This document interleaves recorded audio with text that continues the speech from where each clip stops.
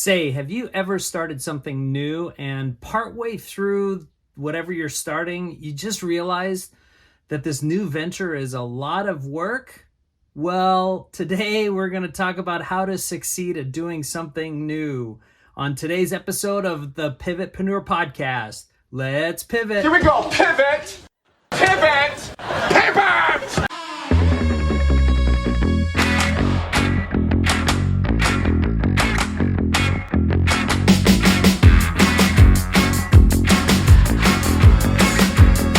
Well, hello everybody. I am Todd Stalker, your PivotPreneur host and coach, and today I'm coming from you actually from Vail, Arizona. I'm down here speaking at a conference that I'm really excited about. I've been doing this conference for a lot of years on leadership and life and coaching, and it's called Best Practices for Ministry. So it's a lot of fun down here, but that means I'm in a different setting. So if you're watching on our YouTube page, you can see the background is a lot different. I actually kind of like this because there's a bookshelf in the back. I'm sitting on a beautiful couch that actually used to be owned by my parents, but it's here now. So we are in a different setting, but the content is still great and awesome, and it's still the same good stuff. So this podcast, if you're new to the podcast, it's dedicated to helping you navigate life and leadership and the pursuit of change. That's where we get the name from. Pivot, meaning change and turn and shift into a new direction. Preneur, meaning which is basically starting something new and moving toward that change. So that's what I'm helping you do. A lot of people have commented they really appreciate the content. If you have a question about something about your life that you're struggling with, or your leadership, or you're wanting to change some things, definitely go to pivotpreneur.com and jump on there, send me a quick email, and with your permission, we'll get you on the podcast to answer the question. So today we are talking about this idea of doing something new, and I found a quote from Seth Godin. So if you know who Seth Godin is, he's kind of a business guru. He wrote a book a while ago called The Dip, and the title is A Little Book That Teaches You When to Quit. So, a lot of us who have entrepreneurial spirits, maybe that's you, we start something and we don't know when to quit. If it's a good time to quit, is success right around the corner? What does that all look like? So it's a really, really great book. But in that book, he has a quote that gives an inkling toward what we're going to be talking about today. So the quote is this from Seth Godin: persistent people are able to visualize the idea of light at the end of the tunnel when others can't see it. So it's kind of a mouthful. Let me say it again. Persistent people are able to visualize the idea of light at the end of the tunnel when others can't see it. So that really gives a clue as to how to succeed at something new. And just a quick story about doing something new. Kelly and I, as you may or may not know, we're real estate investors, and one of our investments had to do with a little condo down in South St. Paul, Minnesota. Really a cool little condo, and we got it for a great price, but the process of getting this condo was really a struggle in that it was owned by a bank. So it's a bank owned. For those of you who know, it's called an REO, which is a little bit of a different process than when you're just buying it from a seller to a buyer in real estate. And it was bank owned. It was a slow process. They're only open during business hours. So the realtor we were working with at the time could only connect with them or with the bank, during business hours, not on weekends. So it was really, really slow. We finally were able to close, which was great. We got in there, and the previous owner, let's just say he wasn't as clean as my wife. It just was kind of a dump. So it took a lot of hard work. Halfway through the process, we were like, why did we do this? This is just so dumb. We rehabbed it, and we had a couple of really great renters in there. Ended up selling it a little bit later for quite a nice tidy profit. But it was a tough go.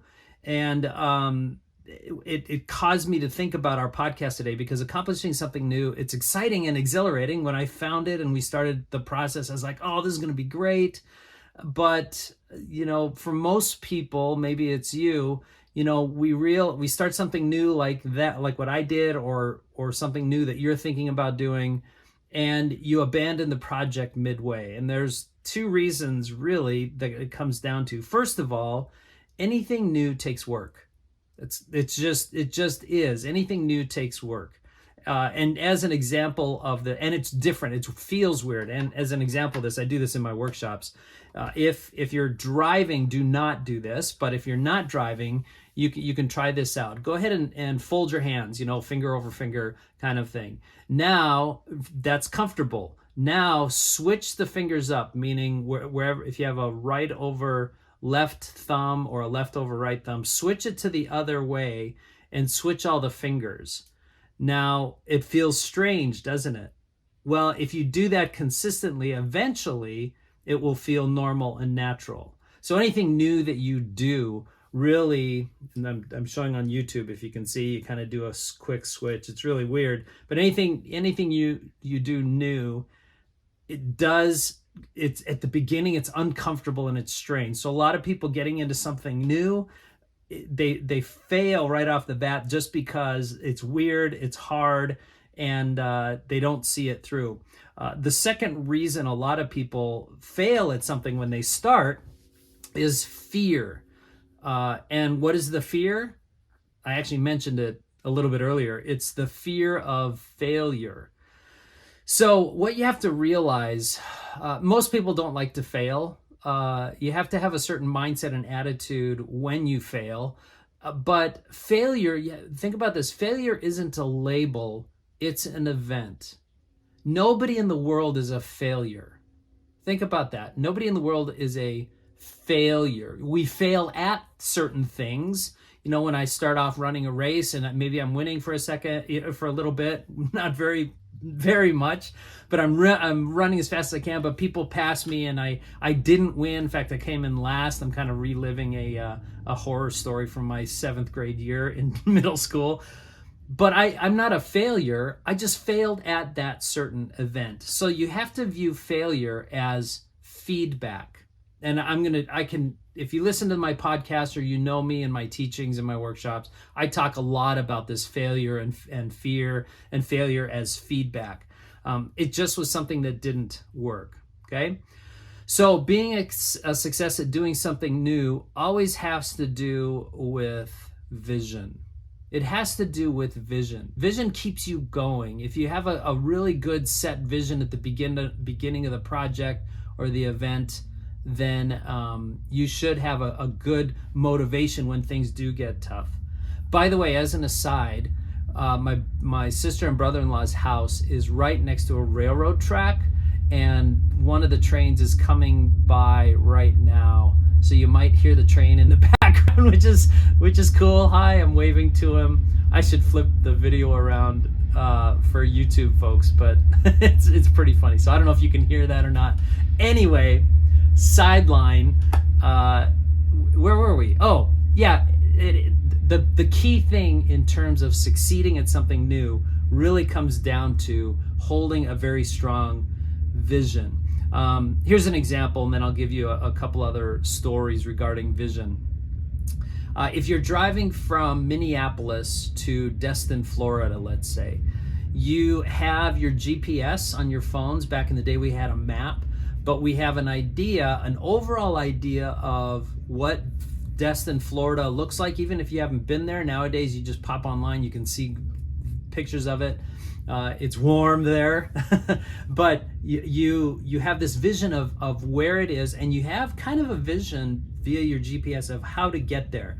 Now things change. Even construction might be on the road, and you might have to divert and go around different ways, but you have an overall vision to get there, and you just keep driving, trusting the GPS, trusting the process. Okay.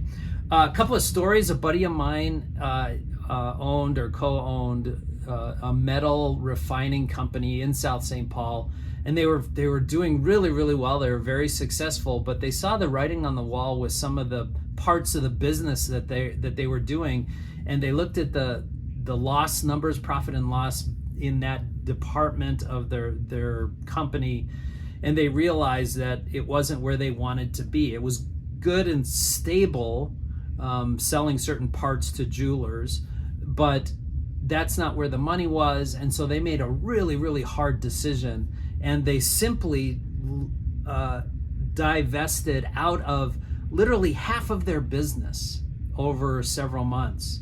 But they had a vision of, if we let this go, this part of our company could thrive, and it has. It's done really well.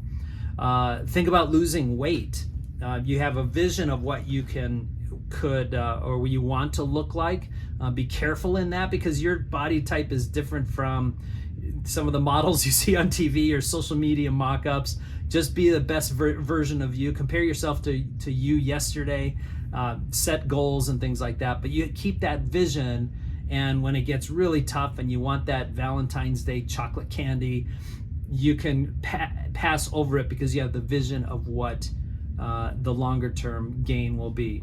So again, it has to do with vision. Sometimes well-meaning people will try and keep you from doing something new. That's an issue as well, because that new thing that you might do might mean doing something hard, and doing something hard might mean you being hurt. And people around you, hopefully you have people around you that love you, and so they say, well, you shouldn't do that new thing. You got to be more careful. And so your friends and your neighbors, your family, they might try to keep you protected from doing that new thing, and might have some really good reasons why the new thing that you're doing might fail, or is too dangerous, too risky, those kinds of things. Those are black crab folks, and which is a whole nother story. But make sure that you keep the vision. Again, I think of Jesus actually calling Peter calling Jesus,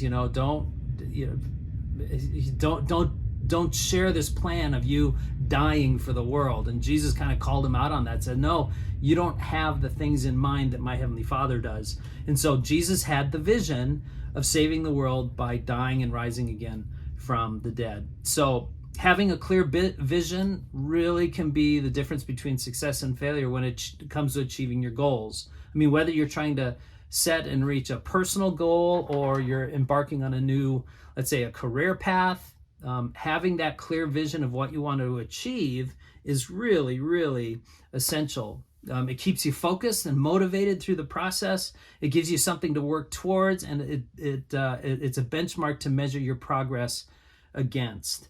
I have a personal vision statement for my life that I developed with Dan Miller's help. That was probably 12 years ago, maybe even longer, 15 years ago. And my personal vision is to honor God by adding value and leadership to the people around me. And then there's a subset of sentences of how I do that. But I go back to that when I'm feeling like, my life isn't like moving forward. It just feels weird. I go back to that vision, okay? Having a vision keeps you motivated and focused. Like I said, when you know what your end goal is, it's easier to stay on track and ignore distractions, right? It's also important to regularly review your vision. What is it? What are you trying to accomplish? And adjust it if necessary. This will ensure that you stay on track and remain motivated to reach your goals. Going back to the condo, my investment in South St. Paul, even with all the bumps and the hiccups and the denials and the back and forth and paperwork, I knew at the end that it was a good investment, and that if we rode out all of the difficult things, that we can turn a profit with this little condo. Not only residual profit over, I think it was 4 or 5 years actually we owned that, but then also having, when the market sold, we made 10x gain on that. So, that was not a 10x, it was a 5x gain on that. So that was a really, really great investment.